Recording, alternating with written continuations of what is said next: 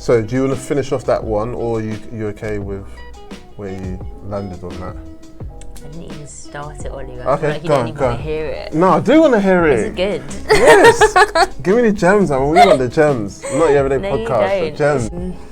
Even though you don't want to hear it, I'll tell you anyway. So. No, it's fine. I'll just say anyway. Someone somewhere might need it, even if you don't, because you're just. I need it. No, it's fine. You don't. Ollie doesn't need anything. I'm gonna cut this out anyway. I'm editing this out. Ollie needs nothing except a microphone. No, I need your advice. No, it's fine. Sorry, I need some of us are still growing. Some of us are still growing. Still got growth to do. But obviously, you're not your average person. So. Hey,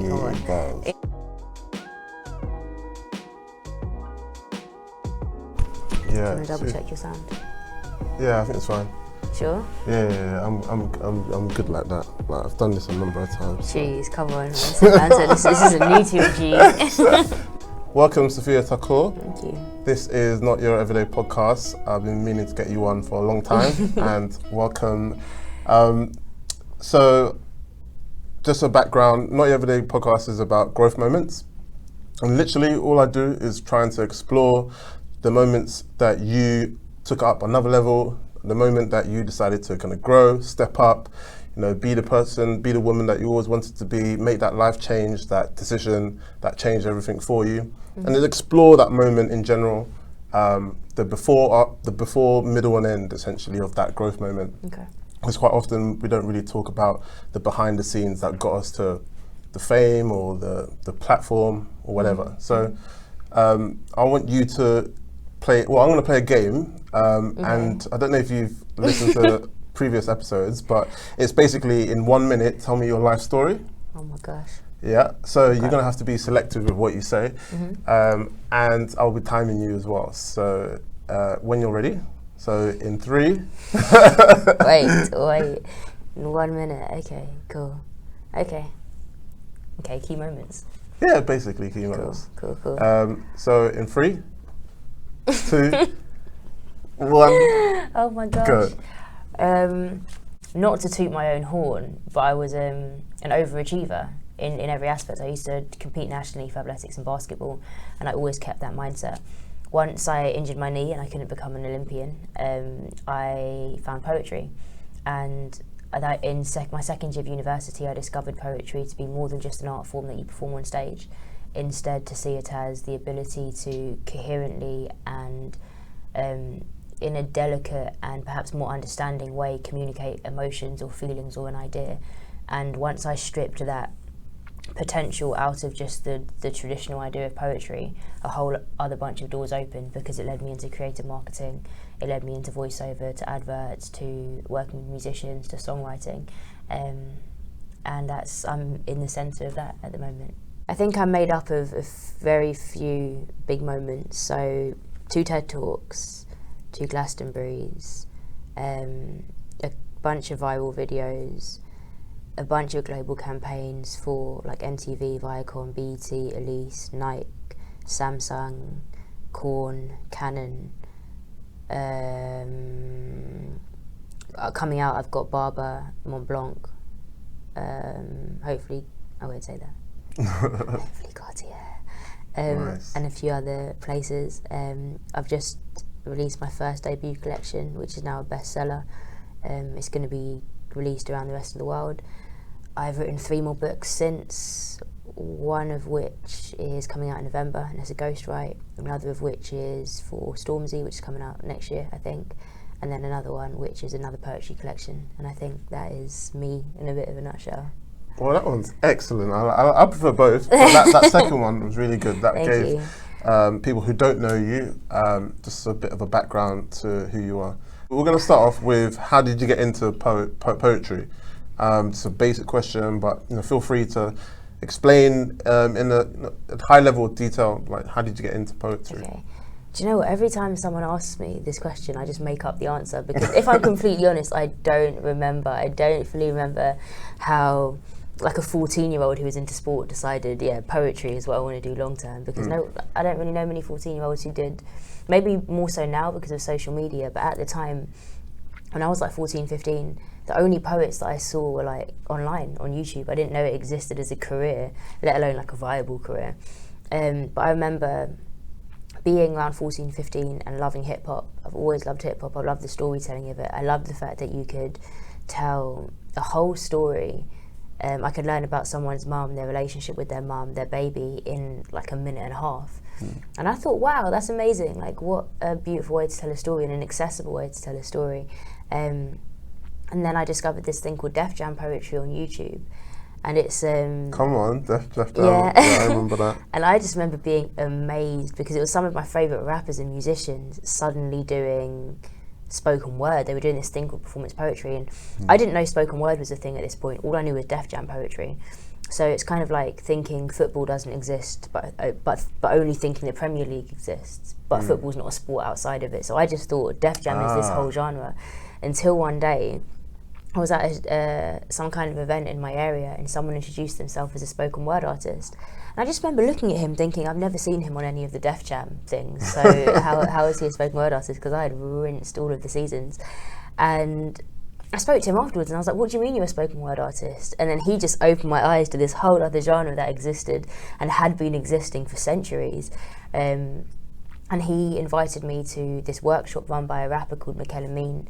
And he said they do spoken word stuff there, you can meet other poets. And I was like, yes, oh my gosh, of course. So I went and it just opened my eyes to poetry. But I think what actually made me realise I like the power of poetry, and perhaps I might be wrong for saying it, but I think sometimes you only realise the thing you want to do when you do it once and somebody says yes. So I think that's what it was for me. I remember being in secondary school, like, yes, you did that, or yes, you did it well. Okay. But some kind of agreement around that thing, just so you know it's possible, and you know it's not just you and your kind of own mind. That was my initial thing. Now I'm just kind of like, I'm gonna do it anyway, but I think at the time, so I was in my GCSE year and they had a poetry night at my school, and at this point I was writing poems all the time anyway. I just loved to write poetry, and I remember writing this poem, and it was just, we had just learned about the civil rights movement in school, and I went to a mixed school, but it was in a good area, like nice area, affluent area I should say, and it was very multicultural as well, like very, very diverse school. So things like race, it wasn't that apparent to me in school at all, until we started learning about the civil rights movement, and we had to watch like Amistad and Roots, and then I was just like, oh, I think I don't like racism. I think this is something I'm passionate about. So I wrote this poem about how we should all be encouraged to sleep more, because then we can have dreams like Martin Luther King. And that was my whole poem basically, but I was speaking about a lot of things, but obviously I'm 14, so I had no tact. I was just like, people are racist, the system's broken, forget the establishment. I was just like, came as an activist basically, but a very raw activist at 14. And I was raggo at 14 as well. This is when I was playing basketball. I was such a tomboy. So when I come into this poem, I'm just like, brrr, and I'm just listening to rappers at that as well. So I've come into this poem just aggressive. And I read it to my mum. My mum was like, there is no way on God's good earth you're performing that at your school. Like, that is not happening. So I went on stage and I performed it. And in the audience, there was the head of the GCSE board at the time for English, my headmaster, and then just a bunch of other people and parents. And I remember my mum literally sinking down into her chair as I started performing it, because she had told me not to do it. Then I won the poetry competition. So I think from that point I was like, I'm gonna do what I want from now on, because I can. So I think that kind of broke the threshold into poetry. So that's a good segue into, so how did you realise that you were good at poetry? Was it because you won the poetry competition? Maybe, actually. That is such a good question, because I could say that I realised I was good at 14, and someone who heard me yesterday could just be like, you're not that good. So in my opinion, I think when I realised actually there's something here, it was a poem called Beatbox. So it was a poem about domestic violence, and it was about a girl that was, and I was I think 16 or 17 at the time, and it was a girl who was abused by her father. And I've obviously never lived anything like that, but when I was writing it, I can't explain the writing process beyond saying it was just transient. I put my pen down. I knew I wanted to start a poem beatboxing for whatever reason. I remember starting it in the bathroom, and then I came out and I put my head on this paper, and I didn't even look up until I had finished the poem. And the poem is about 8 minutes long, and it just felt like I had so little to do with the writing process. It just felt like there was another person's life being channeled through me.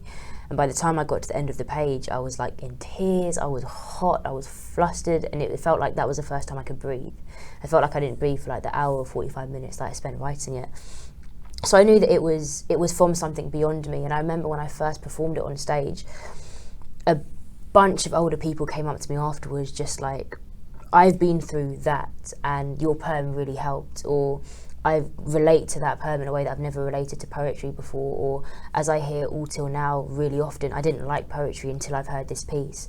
And I remember my mum being in the audience and she was just so confused because I was speaking in first person and I was on stage getting into the poem, and then she sat there and she's thinking of me, she's thinking of her husband, she's thinking of my dad, and she's just like, it didn't happen, none of this happened, but your ability to paint this picture as something that is real to your heart and to your hurt, where has that come from? Like, where are you getting these stories from?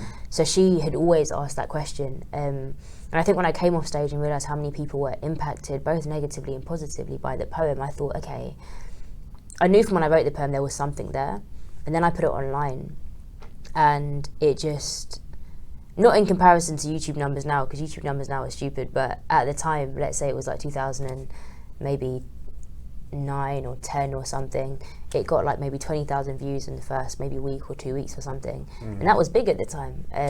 For me anyway, I think it was like my second video on YouTube, and I wasn't using YouTube, so yeah, it just kind of went off, and I started getting hundreds of messages from people, hundreds and hundreds of messages from people explaining their situation. So I had young girls telling me they were still in this situation, they don't know what to do. I had people saying they've come out of the situation, saying this kind of message is what helped me out. I had people saying they wanted me to lead workshops with domestic violence survivors, wanted me to go into prisons and speak to people that have been violent towards their spouse or their children. And I was 16, never having been through any of this. I was kind of looking at these emails like, what am I meant to do? What am I meant to do with all of this? Because I'm not a therapist, and I'm 16, and I don't even know anyone who's been through this to have this honest conversation with. I think it was at that point I realised the same thing that penetrate through my perhaps ego or perhaps my barrier and wrote the poem is the same thing that is being heard by other people, and it's penetrating through them into their heart. And if I have the ability to do that with this topic, I have the ability to do it with other topics. And I think it was at that point I realised, one, be responsible with what you write, because you never know how it's going to hit someone, and two, there's something here. So that was a moment that you realised you could become a poet, or realised you were good at poetry? I don't even want to say I was good at poetry, because I still don't really feel like I wrote that poem, but I think that was the moment I realised poetry is powerful. Okay. So from what I heard is kind of two things. One, you were creative enough to create these words which meant something to someone, and then two, you got confirmation from people saying that you were good and your words affected them, and those two things led you down the poetry path. Yeah. Right. Yeah. Cool. So what fears have you had to overcome? This is going to sound so ridiculous, but I had to overcome the fact that people typically don't like poetry. It's not the most liked art form. And what I found is that not only is it not the most liked, it's Marmite. So a lot of the time when people don't like it, they hate it. So I had to just get over the fact that I'm not for everyone. And at first that scared me because I wasn't around other poets. And I get why people say surround yourself by people that are doing what you do times 10. Because where the majority of the people around me didn't have any interest in poetry, I went into these spaces with imposter syndrome, spaces that were inviting me to perform with imposter syndrome. I was disclaiming myself every time I walked on stage with this idea that people don't like poetry. And it was stiflingly, like when they say your fear can really anchor you to where you are instead of elevate you to where you could be, it's so true. So I had to, and that fear, like anything, becomes an insecurity. It manifests in so many ways. It manifests in shyness, in not wanting to hit goals, in lowering your standard, lowering your bar, so many things. So until you annihilate that fear, or at least identify the root of it and then kill it at the bud, or transform it into failing fast, or purpose, or using that as adrenaline, or using that fear as a point of growth, you'll be stuck in that fear and you can't go anywhere, or you can't go as far as you could go if you just decide to dismantle that fear. So I had to just come to terms with the fact that the beauty of art is in its subjectivity. It's in the fact that you could see a painting and I could see a painting, and it could change your life and it could do nothing to mine. And unlike a calculator, unlike a spreadsheet of information, its beauty exists in its subjectivity. Its power exists in its subjectivity. Otherwise it would be a science. And I think once I accepted that, and once I learned that to be actually quite charming and quite unique, I realised I could lean into that power, or I could find that power in that fear, empower it even more to work in my favour. So I think overcoming that did take not removing myself, but giving myself a new circle of influence. So putting myself in a place it's not even that I wasn't in a place of people that didn't like poetry, because I was doing poetry shows. It's that when I left the poetry shows, I wasn't around poets, I wasn't around authors, I wasn't around writers. I was around musicians. That's it. I was around so many musicians, and everyone in corporate. I feel like all of my friends were just in corporate. They were just in Canary Wharf or City of London. So I had to be intentional about surrounding myself with people that actually saw value, not necessarily in what I did personally, but in the practice of my genre, in the practice of my creativity and my art. Because it inspires you. It says that I don't necessarily believe in the saying that you are made up of the 5 people you spend your time around. I don't necessarily believe that, but I do definitely think that your standard, or your confidence in your standard, is impacted by the people you spend most of your time around. So I just had to, we go again. So yeah, I just had to put myself in that place to believe in my inspiration, because I knew in my head what I could do and what I wanted to do, but nothing around me encouraged that. And for years there was no one clapping, like no one was clapping around me, but I loved writing and I just loved the power of it, and I saw what it could do when it could do it. But then when I put myself in this space where there were other people that believed in it, everything changed. So my fear was that people didn't like it. Overcoming the fear was surrounding myself with people who did. So was there any other fears you also had to overcome, or was that the biggest one? Was there anything else, like as a content creator, people not liking your work, or, you know? Yeah, comparison. Especially in this social media age, because... So talk to me briefly about how it affects you and how you deal with it. So at any given point, there's nothing new under the sun. Do you know what I mean? So you can spend 100 years putting together a campaign, only to put it out and one day see that it was already done before in a different way. And I think and I think it just took me accepting that there's nothing new under the sun. How can there be? We've been humans for ages. That I realised I found peace in that. And then comparison, realising that as humans, we are made up of every little thing that's happened to us. So we're made up of the arguments, the conversations, the heartbreaks, the success, the failures. And that means that the product you release from yourself, I'm a poet, so everything I write comes from what's happened to me internally and how what's happened has affected me internally. I write from my head and my heart. I work from my heart. That is my office. So that means that I'm impressionable. I'm very impressionable. So with that in mind, any product that I release from somewhere internal is going to be a byproduct of everything I've been through. And no one online I'm comparing myself to can then create that product, because you haven't been through what I've been through, you haven't seen what I've seen, your perspective hasn't been created as mine has. Everything I've seen impacts the lens in which I look upon life. Everything I hear affects how I speak. Everything I write is a product of what I read. And no one has done what I've done, meaning there is someone out there who can only be impacted specifically by me and by how I tell my message. And when I realised that, it's not that there's less traffic in your own lane. There's no traffic in your own lane. You are competing against you and your potential. That's it. Like, that is the only competition. And don't get me wrong, like, comparison can be a very good thing. I don't think we should demonize it at all, because we're humans. We see other people and we realize, I want this, I like this, I want some of that. As long as you're using that to inspire you and not demotivate you, as long as you're using it to motivate you into being the best version of you and not the best version of someone else, because you're never going to be the best version of someone else. Someone else is already taken. Everyone else is already taken except your potential. The only person waiting for you to maximize yourself is your potential, is your best version of you. And I think once I made peace with that, I could look at social media in a complete different way, because I could clap for people and think, the way you are maximizing yourself is amazing and I love it. Can I take inspiration from it? Yes. Can I be motivated by it? Yes. Do I wish I did it first? Yeah, maybe. Realistically, I'm human, you know what I mean? Maybe. Yeah. But what am I going to... Credit where credit's due, innit? Absolutely. Yeah. But I'm going to find a way to be inspired by that and push that into what I'm doing. Perspective, right. No, that's really inspiring and really good that you kind of had a mechanism to turn a fear into, you know, a growth opportunity, a growth moment, right? Tell me about your proudest achievements, not just one, a couple maybe, and just talk to me about how it came about and how it made you feel. Oh, I think one of my proudest achievements was last year. When was that? 2019. As a year as a whole, it was just like power to power to power to power.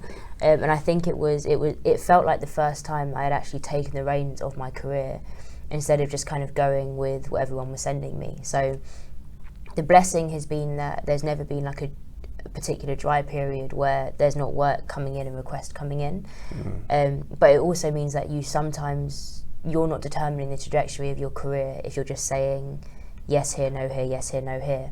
So top of the year, I said, I'm going to direct it. I'm going to have a plan. I'm going to hit these plans. I'm going to hit these marks. And we did. I'd never done a headline show before. I was terrified to do a headline show, because I just thought, when you do other people's shows, you don't have to worry about tickets and people coming, because that's their problem. So the thought of me doing my own headline show and actually having to promote and speak to people and get tickets sold, I just thought, no, that's everything I don't like about performing. And then I went to Ghana, so I was invited to Ghana on tour. And the person I was there with, he just decided, you need to do a headline show whilst you're here. And I thought, you know what, I'd rather do a headline show in Africa than London, because if it doesn't sell out here, nobody knows me anyway. Do you know what I mean? If I do it in London and it's like quarter full, there's a bunch of people there that know me and they're going to be like, is this what you've done? So yeah, we did it in Ghana, and it was full, it was packed, and it was amazing. Like, the whole process of it was incredible.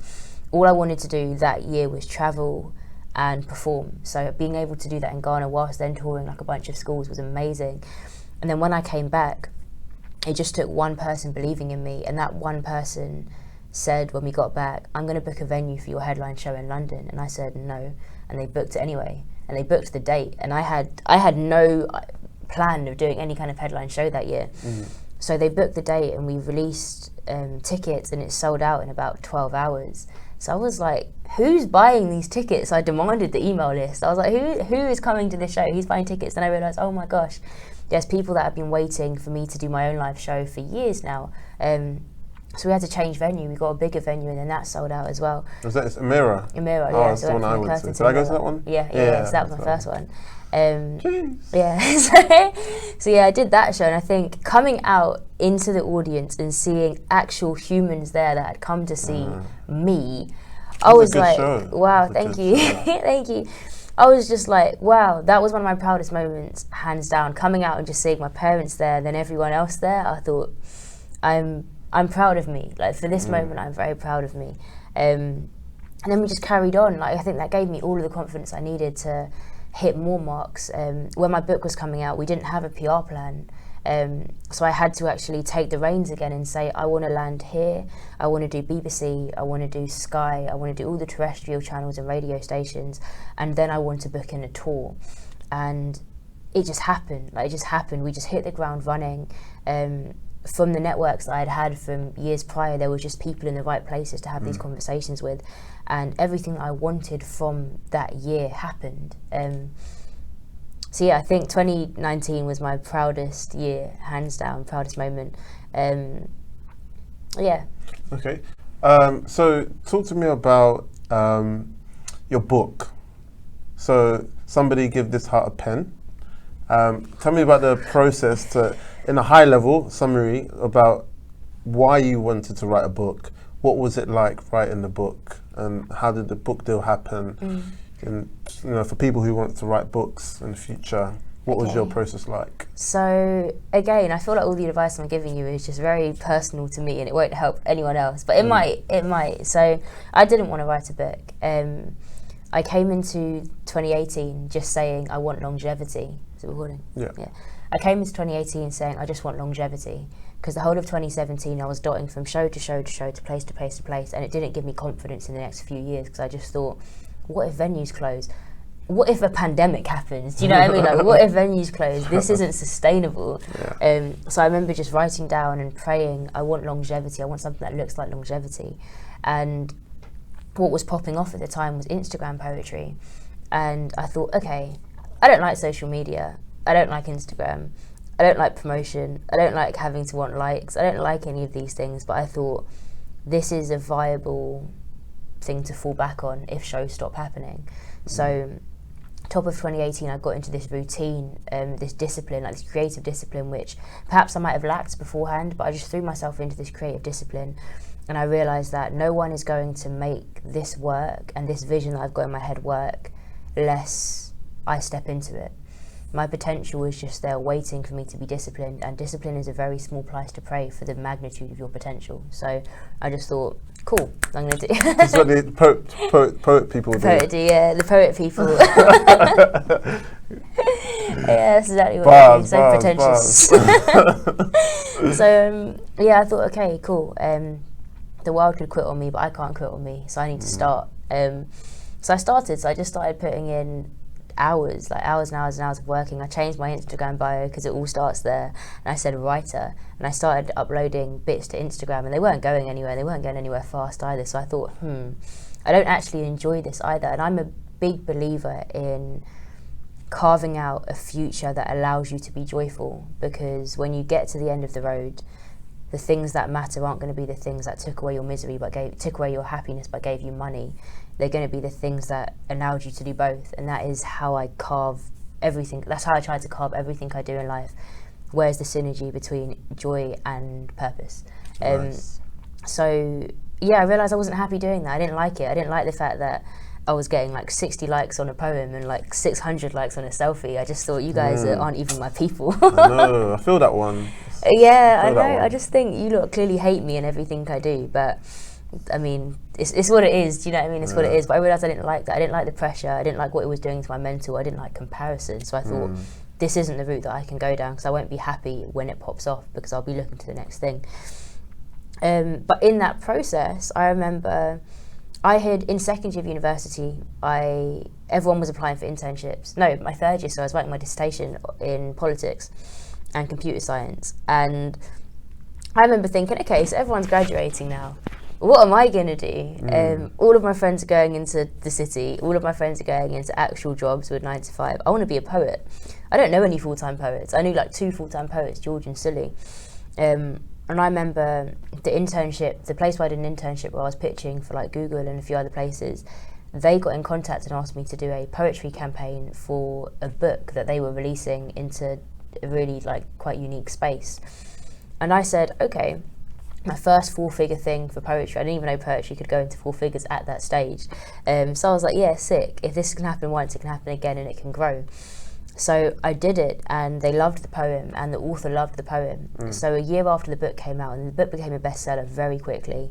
It was The Hate U Give, actually. So Hollywood bought the book and made the film The Hate U Give, and the writer of the film and the book, they really took to me. So a year later, they asked me to come back and just attend a 1-year-on celebration of the book, because the writer was going to be in London. And I said, yeah, absolutely. And for the first time ever, I pitched myself. And I'd never done that before, because I'd never had to. But I said, could I perform? And they said, yeah, absolutely. And I was like, okay, cool, that paid off. I get why people do it. So I went there and I performed this poem, and then I sat down, and the head of the publishing house that published the book came up to me, the director, she came up to me and she said, have you got a collection? And like any smart, maybe 18-year-old, I was like, yeah. I didn't have anything that resembled a collection. I didn't even have plans of writing a collection, but I was like, duh. Literally. And she was like, what's it about? And I was just winging it. And then she was like, we would love to just have a conversation about this. I was like, cool. Here's my card. I stuck my card on my mirror. I prayed over it that night. The following morning, I sent her an email. And she was like, send me a proposal for the book. And I was like, okay. And at this point, I didn't know anything about the book world, like nothing. Other than that, people release books. That was it. And people read poetry books. And books give you longevity. And that was my word of the year. So, yeah, so I called Sully Breaks and I was like, do you know anyone in the book world? And he was like, yes. And he directed me to a woman called Crystal, who's got her own agency. And she used to work in Penguin for 14 years. I was like, hey, what do you know about book proposals? She was like, lots. And I was like, I need to put one together. And she was like, what do you want to write about? I was like, I don't know. I hadn't even thought this far ahead. And she offered to meet up with me. So I met up with her. She talked me through what a book proposal was, and she told me what kind of figures I should be expecting from a book and book advance, just so I knew how to navigate the conversation. I'm fine with negotiating because I've been self-managed forever. So from when I was negotiating 2 figures to 3 figures to 4 figures to 5 figures, I'm okay negotiating. But I don't know the book world, so I don't know what the margins are, and I don't know the scope of poetry books. I just know that they're like the least selling books. That's all I knew. Which she told me. So she was like, think between the 5 and 10k region for an advance. And then get the advance. Make up the advance, then you get your royalties. And anyone in publishing will tell you, lest you self-publish, your royalties are always going to be quite slim, which is why you want as big an advance as possible at the beginning. Because rarely, I think the statistic was around 89% of people never make back their advance. So you're better off just getting a big advance and letting it exist there forever. Because it's not like music where you have to pay it back, you just get it one-off. So, yeah, so I was thinking along this region. Writing a book didn't seem that hard to me. I just thought you put poems on a page, you break down a long spoken word piece into like 20 short poems was my thinking.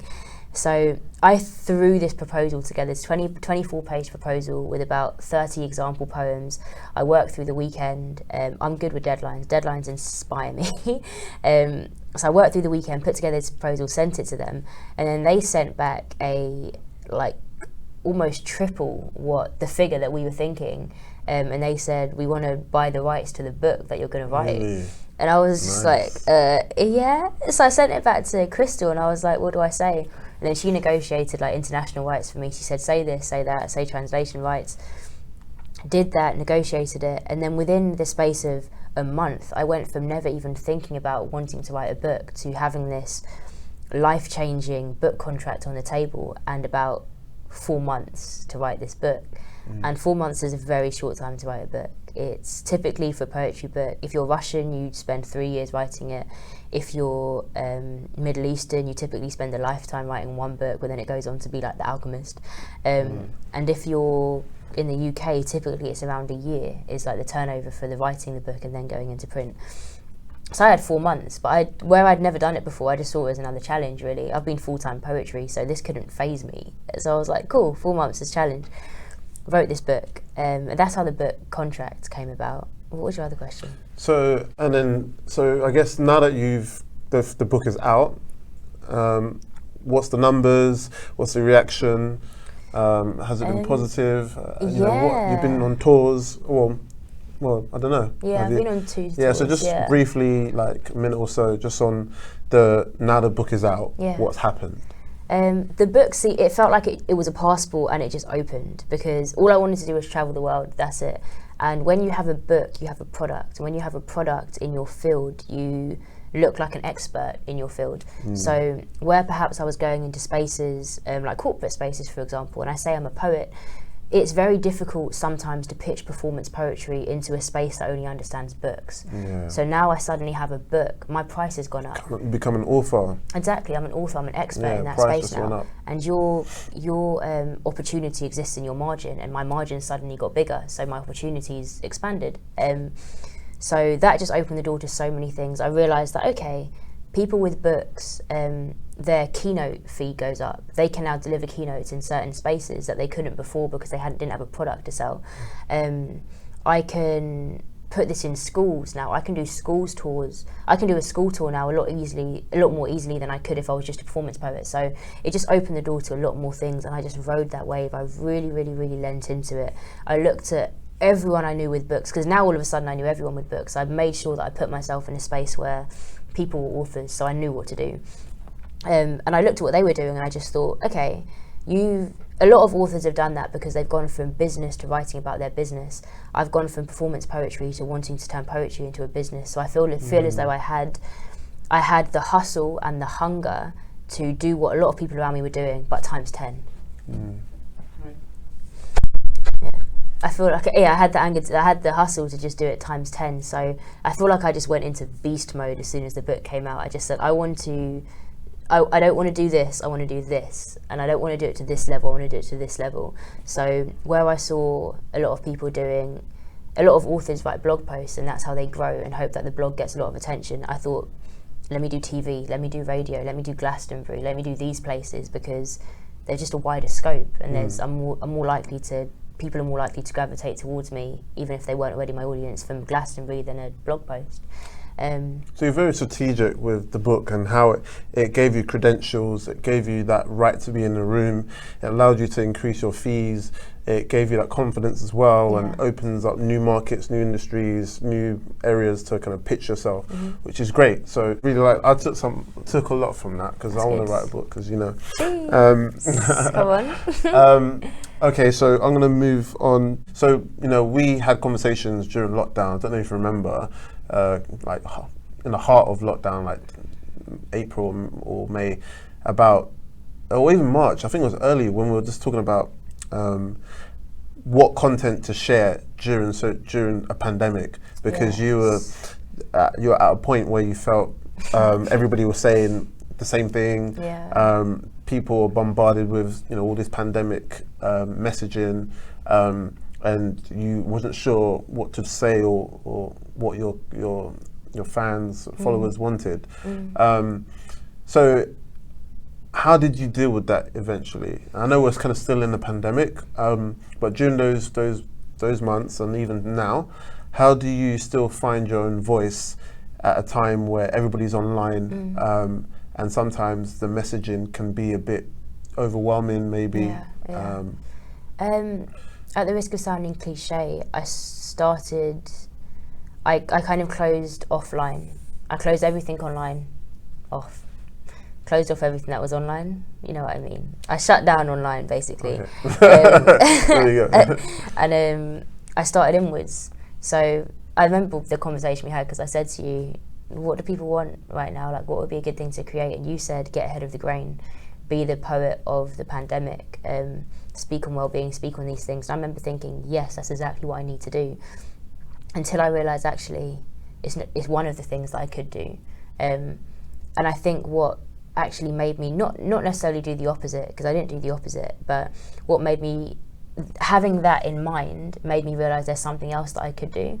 I didn't want to be the forefront of the pandemic per se, because I realised I wanted to be the forefront of something else. And that's in a later date, and that's still in the works. But I think at the beginning of the pandemic, like a lot of creatives, our career was suddenly on the rocks, because the live shows were cancelled, venues were closing, people lost their budgets for speakers because there was no more events, there was other things to worry about. So any email threads that I did have about planning events in July, it was like, a poet is not, like right now we don't know what we're going to do about accounting, let alone a poet at our conference, that's probably cancelled. So I was not at the top of anyone's priority list per se, except my own. So I realised, okay, somehow I need to still earn during this pandemic, and Instagram's not going to do it for me. Social media might not do it for me immediately, so I need to find a way to do it. And I think I went content crazy at the beginning because I was so scared. And all you could do during a pandemic was be online. Do you know what I mean? Like, everything else was closed, and even if it wasn't closed, you didn't want to go because no one knew what Corona was. I thought, am I going to step out and die, or am I going to go to the shop and die? Like, at what point does my life? Like, you just didn't know. So everyone was online, and all I was seeing was content. And I was literally looking. Life was a social media feed to me all of a sudden. And then I realised, to be content, I don't need to post content. To be content, I don't need to post content. Poetry, it's in you. Like, Easy, easy. This flows. So I just ruined your flow. No, it's cool. It's cool. You rhyme. I see you. But yeah, but I don't need to be. That's not protecting my peace, because the more I do that and lean into something that isn't giving me peace, I'm only going to be more restless. So I had to look inward and think, okay, what during this time do I need and other people need?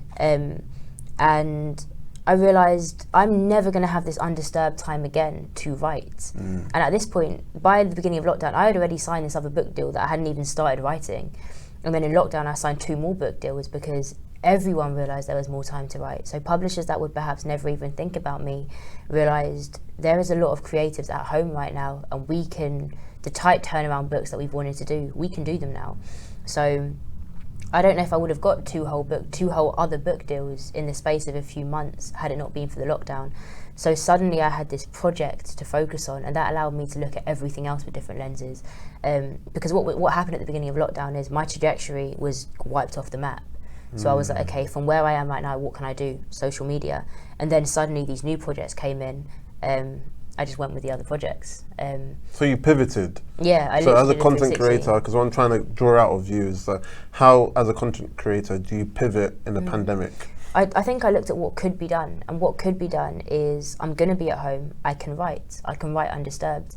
I think like everyone else in the world, we pray for this undisturbed time, and at the beginning of lockdown it was amazing, and then it got to 3 months, it was just like, okay, we've had all the time we need now, I'm putting on weight, open a gym, at least.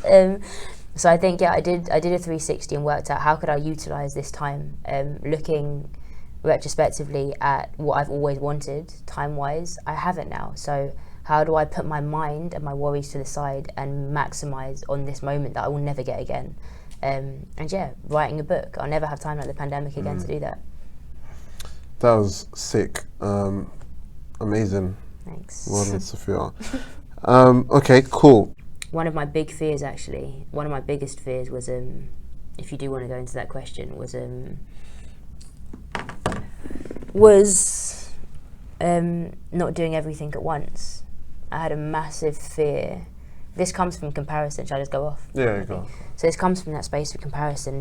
Comparison can make you scared. Comparison can it gives you anxiety and fear. Unless you extract the goodness of it, it can't do anything except stifle you. I'd be online looking at what other poets were doing, branching out into different industries, voiceovers, global campaigns, thinking, I need to do that. Why am I not doing that? And I had to literally slap myself with the reality that if I have faith in tomorrow, I need to also have faith in right now. And having faith in right now is believing that I'm exactly where I'm meant to be at this point in time. And there will be, if there's tomorrow, there is time. That means that right now, I'm doing a bit of voiceover work, but I know that there's going to be a point in my life where I'm going to be a voiceover artist. Ideally, it's going to be when I have kids, because I'm not going to be able to be as mobile and travelling as much as I do now. And that's perfect for voiceover work. So I think just realising that you are comparing your right now to somebody else's right now, and your situations are different.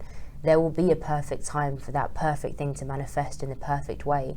And you don't need to fight for it to happen if it's going to happen at the perfect time. It will happen when it needs to happen. Run towards your goals, and in the process of running towards your goals, you'll realise where things should be plotted. So that's something I had to learn and overcome, coming off comparison.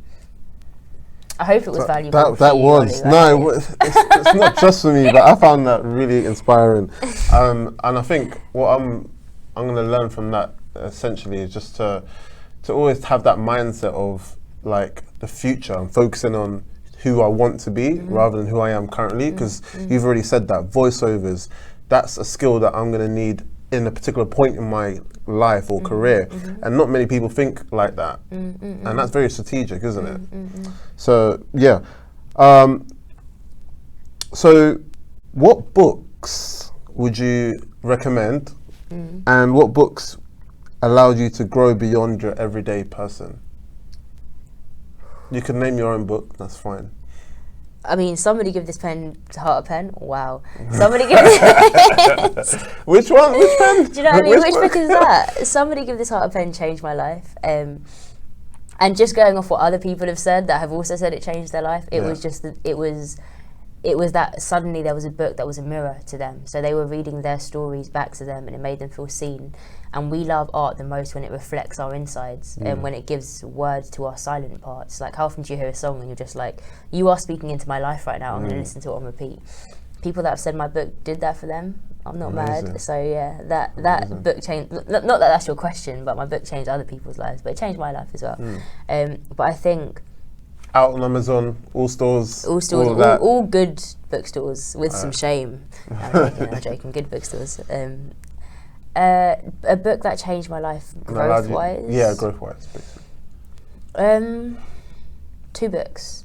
Year of Yes, Shonda Rhimes, and Death Republic by Ilya something. I don't know how to say her name. But Year of Yes, Shonda Rhimes wrote Grey's Anatomy, How to Get Away with Murder, Scandal, and quite a few other things. But to be honest, just from that alone, she's a phenomenal screenwriter. Epic. Incredible. And she decided and she's very timid. She said she was very scared, like she wasn't a yes person at all. I'm a yes person typically, but I didn't know how much of a yes person I needed to be in order to break out of myself into my best self. Because the game and the race of potential is quite literally breaking from your current skin and deciding you want to leap into another coat, leap into another jacket. Wow. That is the game of potential. Wow. So when I read Year of Yes, I see the talent. So when I read Year of Yes and I saw what it meant to actually shed yourself of fear and to quite literally unpick all of the reasons you've been saying no from your skin, and when you realise they're gone, all you have left to do is say, okay, at least I'm going to try. When you get to the advice part of the podcast, that is my one piece of advice. Try. The only synonym for being stagnant and stagnation is death. That is the only time we should be still. To live without wanting to run into your potential is essentially sleeping with your eyes open, basically. So I think Year of Yes showed me that. It realised that a step forward is the equivalent of a yes. Otherwise you're standing still. Nice. So that pushed me into growth, and it pushed me into just trying things, because if you don't die by it, try something else, or try it again. And Death Republic changed my life because from a poet's perspective, I had never seen a book in verse done like that before. So when I read that and realised that you could actually tell a spoken word poem in a book, but still in prose, I realised you can do what you want with literature, because if you do it well, someone will buy into it. And it's about the quality. It's not about the quantity. It's not about that it's a saturated market. It's about the quality of what you put out. And if you have quality with whatever that thing is, people will buy it. Look at Apple. Apple sell us the same phone over and over again with a tiny change, and they just charge like an extra £1,000 or a couple £100 for that slight change. And some people get it for free though. Some people get it for free. Not gonna name any names. I'm not saying that. But some people get it for free. No, I'm joking. So yeah, Apple do that over and over, and what they're very good at is convincing us that their business is essential to our life. And the only reason it's essential is because they've told us it is. We lived fine without like 3 cameras on an iPhone, do you know what I mean? We were perfectly fine until they told us we need it.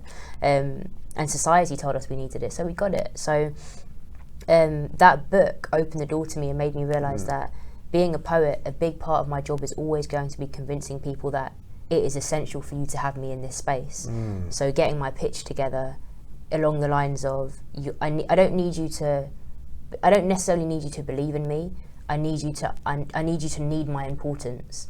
And once I realised that was how I needed to frame myself, it just allowed things to be easier, because you remove ego from the conversation again, because it's not me reading you a poem and you deciding whether you like it or not. It's me telling you why you need a poem. And then it's up to you to decide whether having a poem is essential or not. It's not for you to decide whether you like me or not. And where art is so subjective and it's preference based, this is a bit of security for me.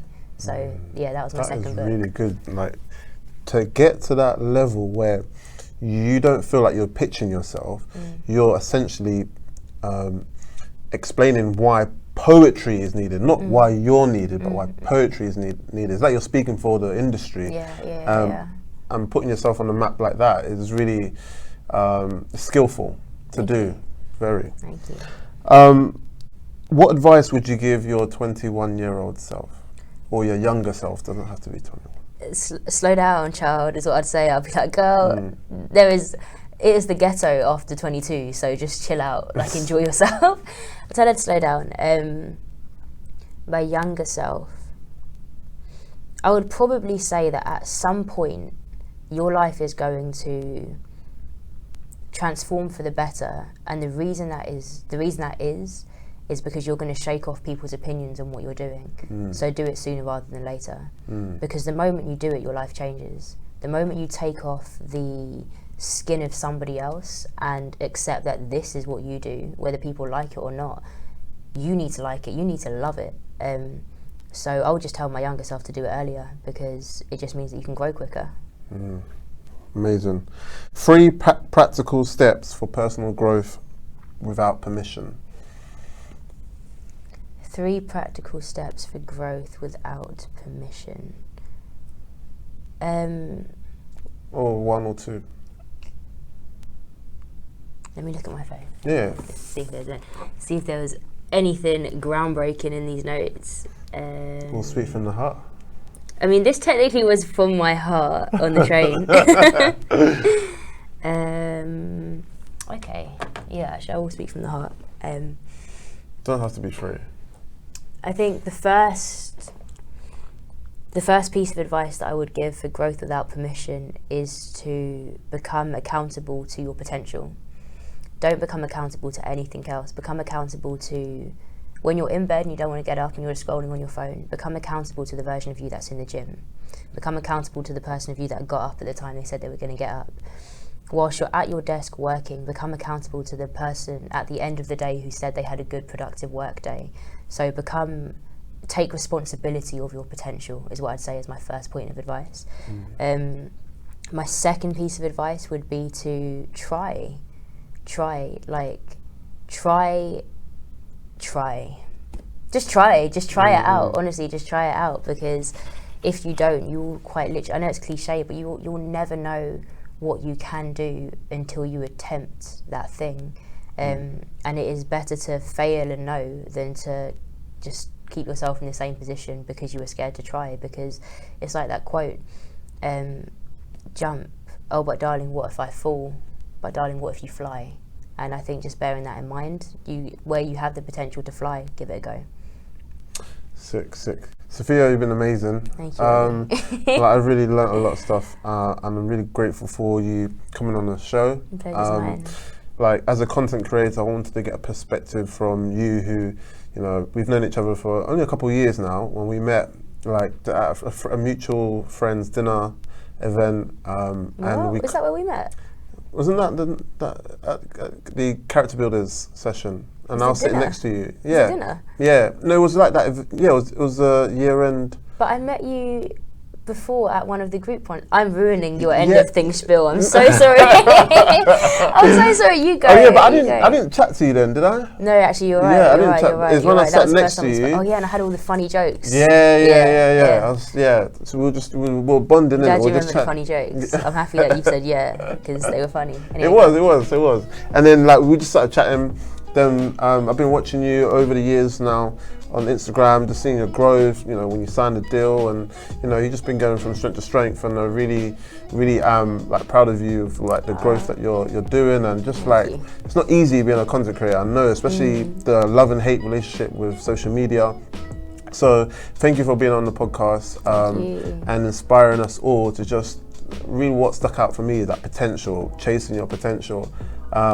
And good luck with all the rest of the books that you've got coming out. And any final words? No, grow. Perfect. No, thank you, Ollie.